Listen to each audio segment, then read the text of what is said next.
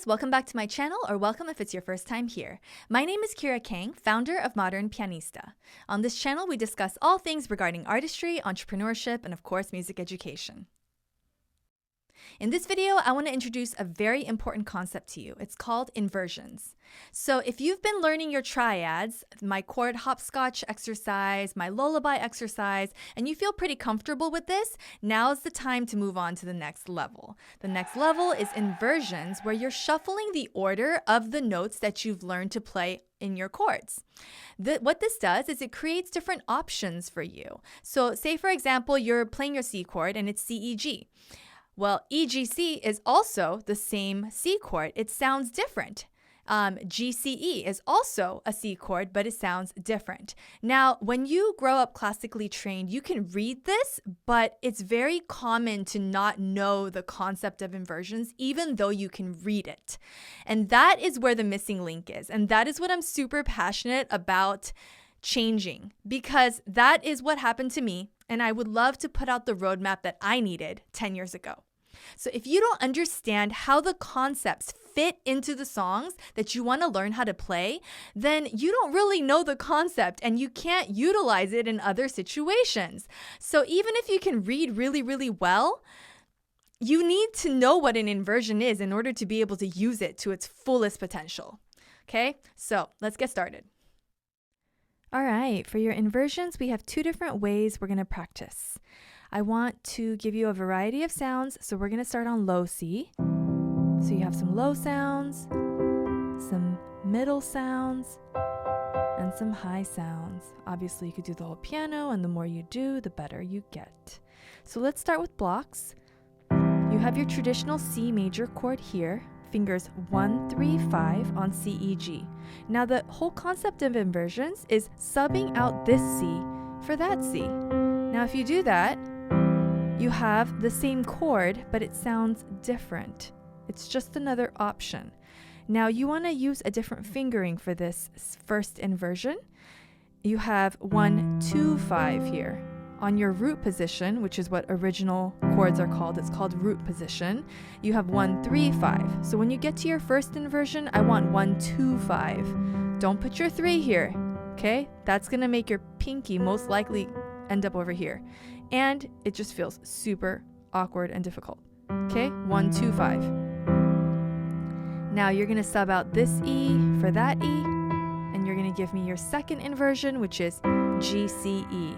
Okay? Another way of playing your C chord. And then you're back to root position. So if you were to do the whole piano,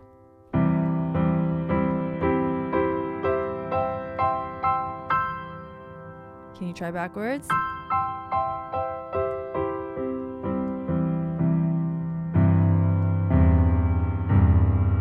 Just kidding.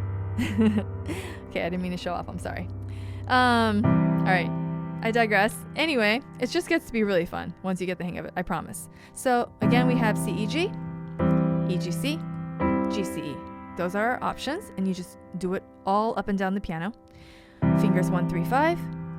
Fingers 1, 2, 5, 1, 3, 5. We're back to 1, 3, 5, 1, 2, 5, 1, 3, 5, 1, 3, 5, 1, 2, 5, 1, 3, 5. You get it, right? Okay, that's blocks. Now for arpeggios, these are so beautiful. I want you to just use 1, 2, 4 the whole time. You're going to stretch this 4 a lot. Okay, you're going to have a lot of this action happening. So we are cycling C, E, G, E, G, C. That's a reach for that C. You see that? G, C, E. Again, that's a reach between fingers 1 and 2. Then we're back to our original root position. C, E, G, E, G, C, G, C, E, C, E, G, and so forth. They're always fingers 1, 2, 4 for your triads. You can do other fingering, but 1, 2, 4 is a lot easier.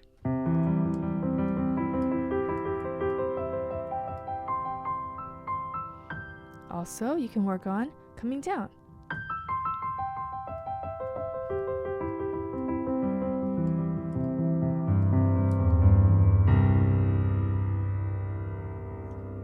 Let me know how that goes. Have fun and good luck. So you know what I'm going to say? I'm going to say that once you get your triads down, let's go to seventh chords. I want to add that seventh, the fourth note in your hand, because what that does is it creates so much more color, so much more soul in your sound. And we love soulful sounds. We love, love, love them. Okay? So I want you to keep working at this. Let me know how things go in the comments below, and stay tuned to do the exact same exercises, all of them, chord hopscotch, lullaby, inversions, using seventh chords. Thanks for tuning in, and I'll catch you in the next one. These piano tutorials are made possible because of the Wonder Note, an amazing music school located in Redondo Beach, California. If you're looking for private instruction for yourself, your child, or your teen, I highly suggest you checking out the Wonder Note. Hannah has created an incredible environment at her music school. It's very supportive, nurturing, engaging, enriching, and I've worked at so many different music schools throughout my career, and this one by far is the best. Not only does she provide consistent performance opportunities, she also incorporates technology at a young age. This is so crucial. It's basically 2025. Learning technology and recording at the same time as learning an acoustic instrument is not really optional anymore. Let's face it, that is where we are. We're in the digital era, and it's fun. It's really fun to learn how to record yourself, be in a recording studio environment, be able to hear yourself played back.